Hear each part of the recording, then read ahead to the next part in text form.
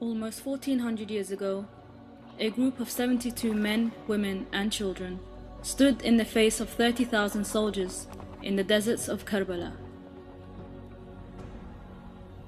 Among the 72 was a man known to be as one of the leaders of the Youth of Paradise.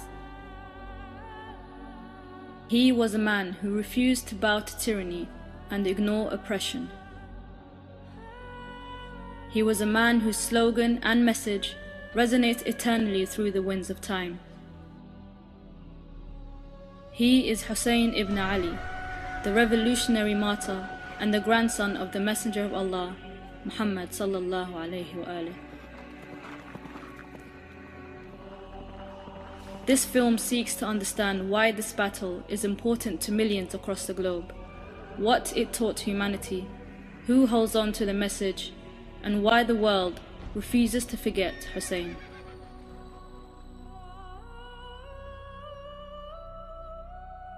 To understand the importance of Imam Hussein, we need to go back to the time of the Prophet himself.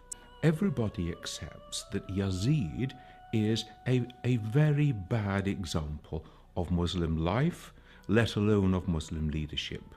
He openly disobeyed the commands of God. He openly disobeyed the Sharia. It's a crisis of leadership and a crisis of deciding how are you going to respond when injustice and tyranny is facing you.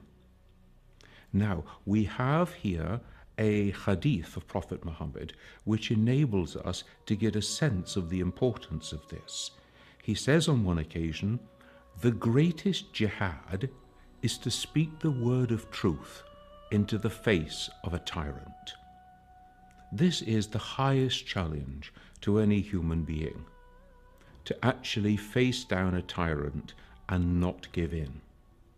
So this is what's going on in the mind of Hussein in Medina with his community, and he knows that in a very short period of time he is going to be faced with the demand to make an oath of allegiance to Yazid, who he knows to be a totally unworthy person to lead the community.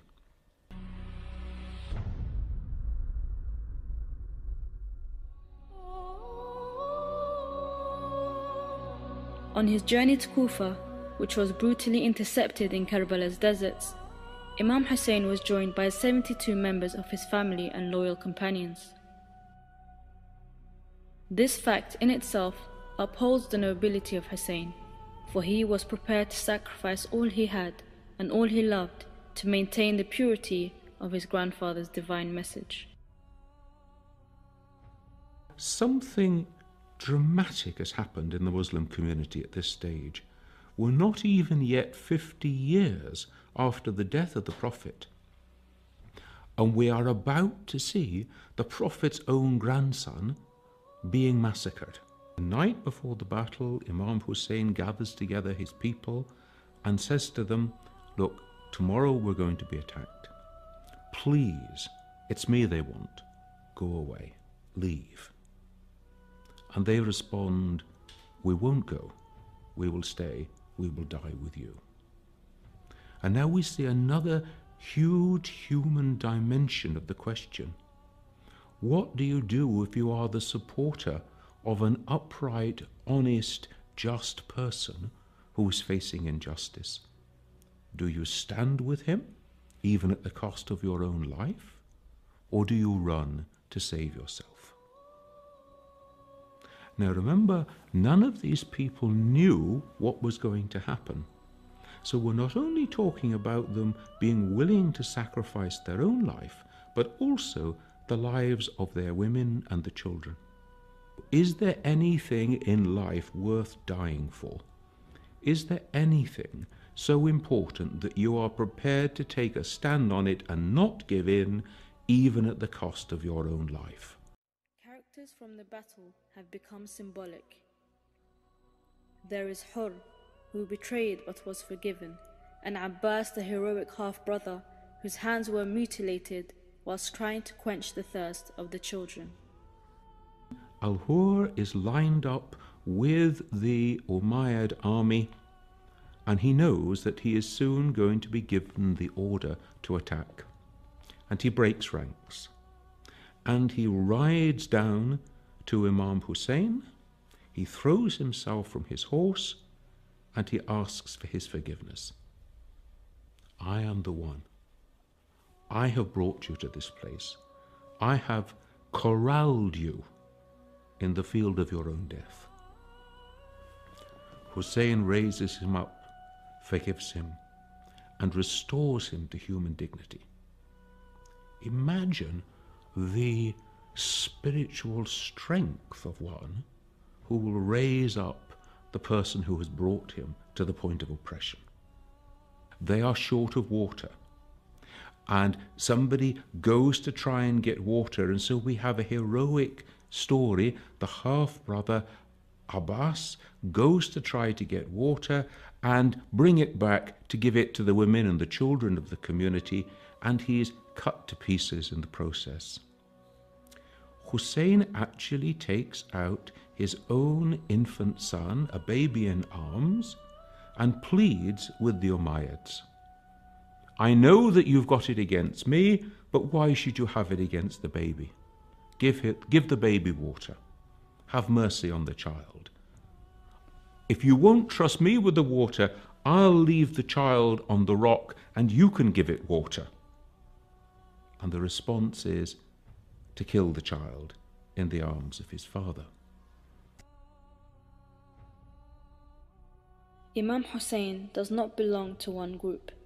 He has been acknowledged and revered by figures of all demographics and denominations throughout time. If we are to understand the meaning of Karbala, we need to take it out of an Iraqi context, out of a Shia context, out of a Muslim context, and to see it as a piece profoundly of human drama. As a community, we have a history.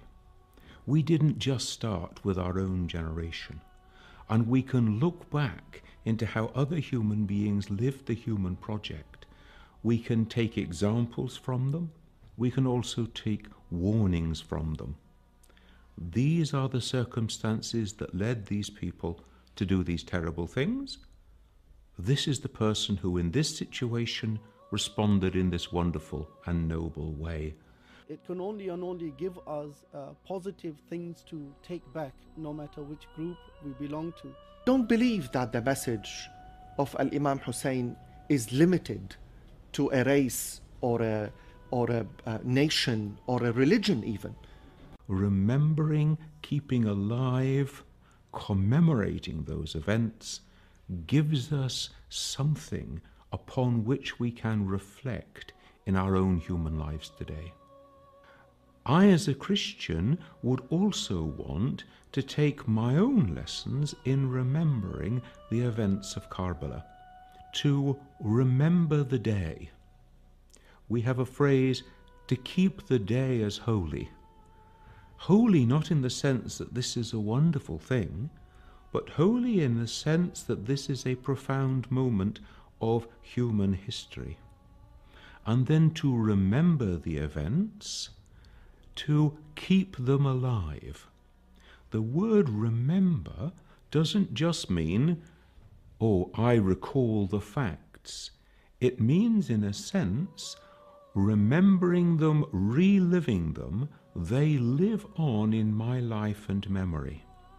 And so I am reflecting then, what do those events mean for me today, and how do they speak to my human condition?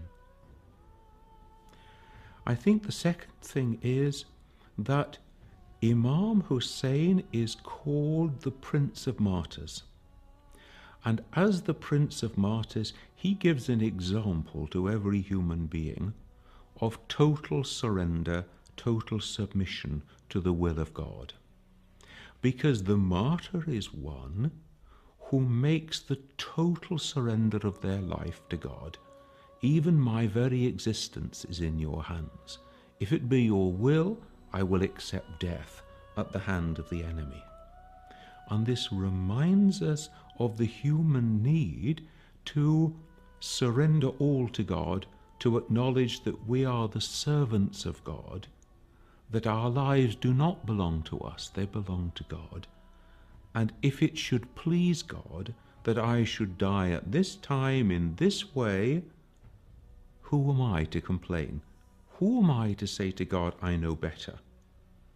So martyrdom is a profound example of human submission, of human acceptance of the divine will in all things. Now, we may not be called to martyrdom today, but we are called to submit to the will of God today in every way. So remembering the events of Karbala are a way of remembering the human vocation to be the servant of God. What I find so attractive about the life of Imam Hussein is the many dimensions of his life, even just in these few days leading up to Karbala itself. We see some remarkably virtuous aspects of the life of Hussein. He is generous and kind with the enemy. He gives them water. He gives their horses water. He gives them, as it were, human dignity and respect. The way that we treat our enemy. Are these fellow human beings like me? They have mothers and fathers, they have wives and husbands, they have children and families just like me. The ultimate human responsibility to take another human life. Another great thing that I take from the story of Hussein is his courage. It's easy to talk, but when you're actually waking up to face the field of battle, facing certain death, facing an uncertain future for the ones that you love, for your wives and the children of those who stand with you, it takes courage to stand your ground. And human courage is a very important part of the dignity of being human, in small things and in great. The enemy, and the battle was going backwards and forwards, the two of them were fighting together, and eventually Ali overpowers him, has him on the floor, and is just about to kill him. And his enemy from the floor spits into his face. And Ali puts away his sword and walks away. And his own supporters are saying, "What are you doing? You had him. He was on the floor. He was in your hands. One stroke and you would have killed him." And Ali responds, "And I would have done if I could have delivered that stroke before he spat in my face. Because then I would have been acting with right motives, with right intention. But once he spat in my face, I was so angry that he had insulted me in this way that I would have been acting for the wrong motives, the wrong intention, and I could not kill him in that situation." Now then, this reminds us of the morality of warfare and fighting.